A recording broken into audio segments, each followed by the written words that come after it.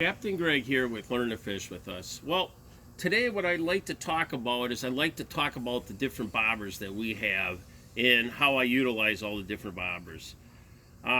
First of all, we have our traditional bobber that we fished when we were younger, a spring bobber. So just going through the spring bobber quick. The spring bobber has a spring in here. You hook on the bottom, then you hook on the top, and then when you press this button, you're able to slide it up and you're able to slide it down. So this is just a typical, bobber that you don't really have to worry about much. But the other thing that you can see is, I'll just leave it on here. You can see I have different sizes. So the reason we have different sizes is we want to make sure that we can cast far enough out, but at the same point, we want to try to go with the smallest bobber so that the fish don't really feel it, and that allows us to cast as far as we want to go.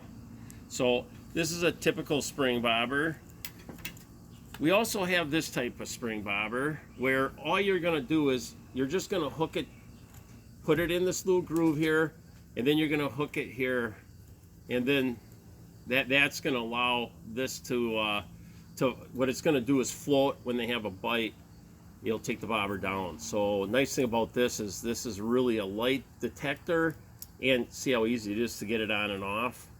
One other bobber here is a clear bobber, and what this clear bobber does is it allows us to cast it out usually with a jig and tail, and because it's clear, fish really can't see anything.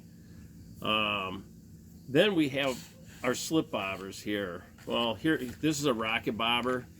A rocket bobber is used to actually cast jigs out with tails, and you can get it really far. It's weighted, but it's also very sensitive. So this is a great bobber that a lot of people use from shore, and really good experienced shore fishermen will use the rocket bobber.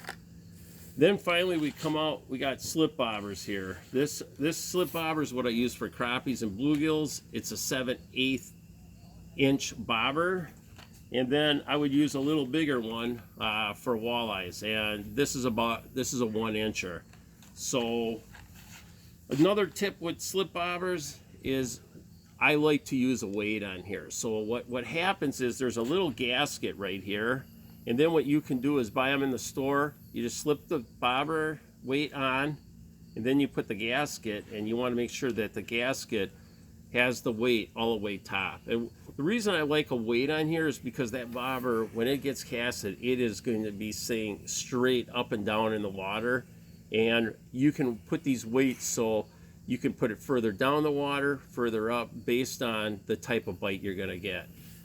One thing I wanted to also show you is, on my rig here, when I use a slip bobber, you have your slip bobber knot, so those you can buy in the store. You just slide it up, then you got a bead, and then you got the slip bobber. So this is a 1-inch slip bobber, so this is used for walleyes. But the one other thing I like to do is I always like to add a swivel about 2 feet up from where my jig or my hook is. So because this thing will actually do some spinning, and I don't have to worry about it twisting in my line. The other thing you can see is actually I do like going with a braided line right up to the swivel, and then I'll use a fluorocarbon down to my hook or jig. So that's a quick recap on the different bobbers that we like to use and why. So this is Captain Greg with Learn to Fish with Us, posting our weekly tip.